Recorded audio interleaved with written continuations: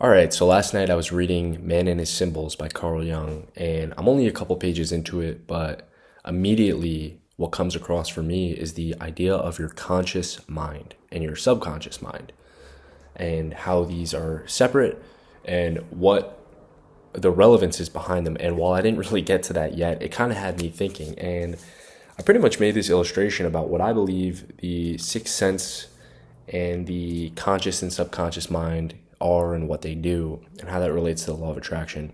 And now, while that isn't the most flattering image, I made a better, still not very flattering image that I'll put up here.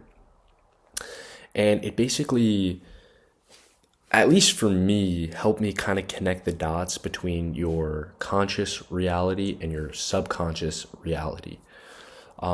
So just like a brief overview of the image, basically the physical reality on the right side is showing you, and that's you in the real world, surrounded by what you see, what you hear, what you smell, what you taste, and what you touch, your five senses, obviously.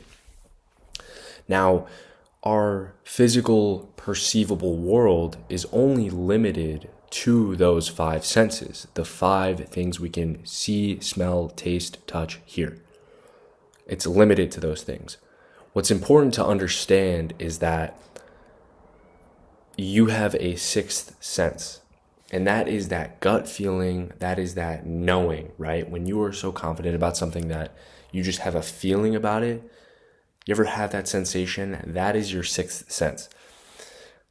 So I heard something a while ago. I don't know if this was from like a YouTube video or something, but it basically goes that, have you ever thought of the idea of what man would be like if we didn't have ears, or if we didn't have eyes, or if we, for some reason, couldn't touch and feel things? We would lack in those senses. What if there was something that wasn't perceivable yet because we didn't have the physical utility to be able to perceive it, right? Like, what if we didn't know sound was a thing because we hadn't evolved to have ears at that point? So this is kind of the idea of the sixth sense, right? It's something that many think that they can't perceive, but in reality, you have the ability to perceive this thing. You have the ability to enter your subconscious mind, your mind in general, and display exactly what it is that you want to see. So this is kind of my interpretation of it. Obviously, I'm no expert on this stuff. I'm still learning about it, but as far as I know, and as far as what I've learned, the subconscious mind is an infinite space, right?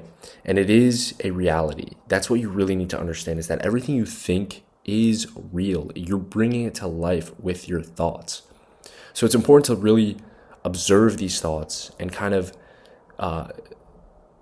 put importance behind them, because they hold weight. And the thing is, us as humans in nature, we take our physical senses, the things we see and things we hear, all of that, we take it so seriously because that's all we know, right? That's all we can perceive of.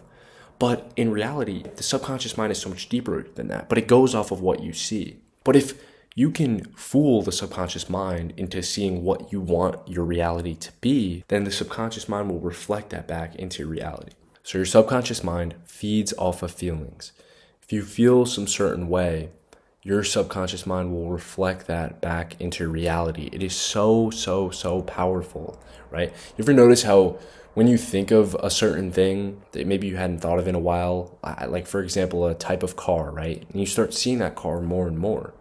That is not a coincidence. I don't think it's a coincidence. I think that's your reality reflecting back what it is that you want to see, what it is that you're thinking about, how it is that you want to feel, how it is that you want to act. If you want to be a happier person, just tell yourself you are a happier person. And then naturally, you'll start to become that. Back to the image I made earlier, right?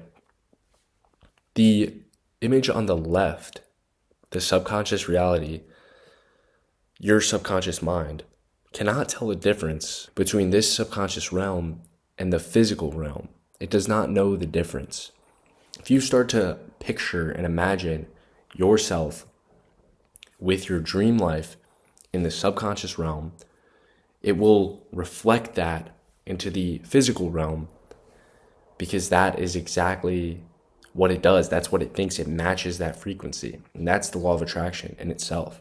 So I have a lot to learn about this. But basically, breaking down your thoughts and bringing them to life in your subconscious mind will inevitably bring them back to life in your conscious reality.